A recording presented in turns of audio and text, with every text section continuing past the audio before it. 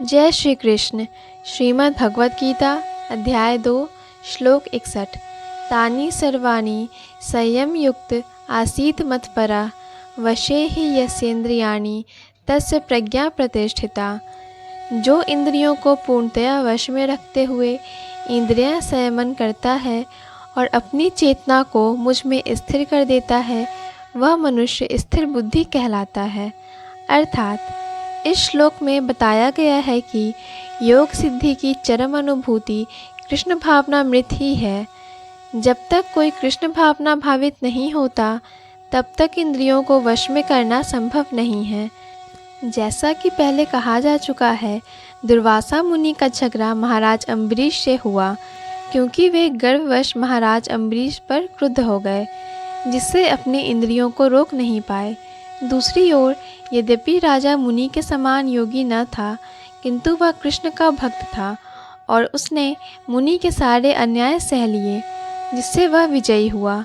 राजा अपनी इंद्रियों को वश में कर सका क्योंकि उसमें निम्नलिखित गुण थे, जिनका उल्लेख श्रीमद् भागवत में हुआ है। स वै मना कृष्ण पदारविंदयो वचांसी वैकुंठ गुणानुवर्णने करो हरे मंदिर मार्जनादिषु श्रुतिम चकाराच्युत सत्कथोदय मुकुंद लिंगालय दर्शने दृशो तद्भृत्य गात्र स्पर्शे संगमम घ्राणं च तत्पाद सरोज सौरभे श्रीमतुलस्य रसनाम तदर्पिते पादौ हरे क्षेत्र पदानुसर्पणे शिरो ऋषिकेश पदाभिवंदने कामं च दास्ये न तो काम कामय यथोत्तम श्लोक जनाश्रयारति।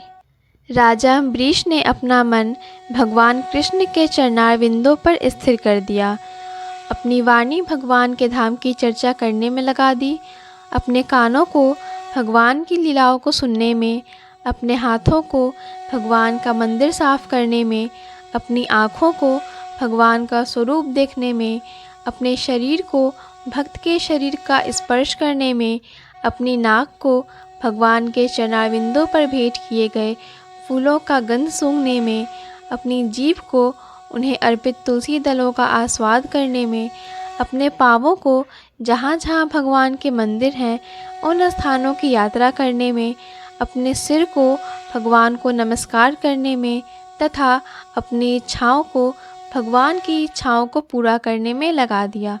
और इन गुणों के कारण वे भगवान के मत पर भक्त बनने के योग्य हो गए। इस प्रसंग में मत पर शब्द अत्यंत सार्थक है। कोई मत पर किस तरह हो सकता है, इसका वर्णन महाराज अम्बरीश के जीवन में बताया गया है। मत पर परंपरा के महान विद्वान तथा आचार्य श्रील बालदेव विद्याभूषण का कहना है, मद भक्ति प्रभावेन सवेन्द्रिया विजय पूर्विका स्वात्म दृष्टि सुलभेति भावा। इंद्रियों को केवल कृष्ण की भक्ति के बल के वश में किया जा सकता है। कभी कभी अग्नि का भी उदाहरण दिया जाता है। जिस प्रकार जलती हुई अग्नि कमरे के भीतर की सारी वस्तुएं जला देती हैं, उसी प्रकार योगी के हृदय में स्थित भगवान विष्णु सारे मलों को जला देते हैं। योग सूत्र भी विष्णु का ध्यान आवश्यक बताता है, शून्य का नहीं। तथा कथित योगी जो विष्णु पद को छोड़कर अन्य किसी वस्तु का ध्यान धरते हैं, वे केवल मृग मरीचिकाओं की खोज में वृथा ही अपना समय गंवाते हैं। हमें कृष्ण भावना भावित होना चाहिए, भगवान के प्रति अनुरक्त होना चाहिए। असली योग का उद्देश्य यही है। जय श्री कृष्ण। पूर्ण भगवद गीता के श्लोकों को सुनने और समझने के लिए कृपया हमें सब्सक्राइब करें। वीडियो पसंद आया हो तो लाइक और शेयर करें।